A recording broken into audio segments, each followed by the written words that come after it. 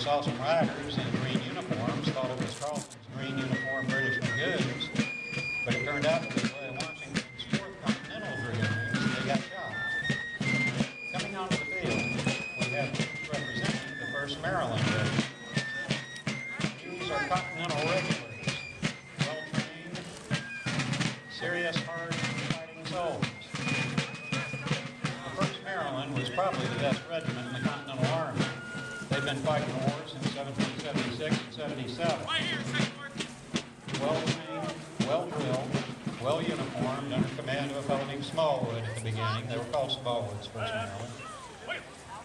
On the field, you see volunteers from a number of different units who have joined together to create the impression of the 1st Maryland Regiment. Now you'll see some wearing hunting shirts in the back of this column here with yellow trim around their hats. Now yellow trim normally meant artillery, but by this time yellow trim also meant Kirkwood's Delaware Continentals.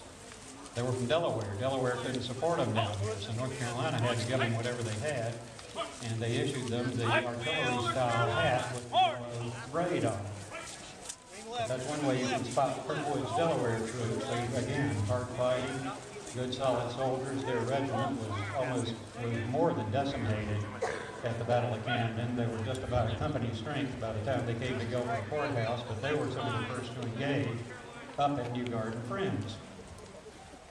So they fought the running fight coming all the way back.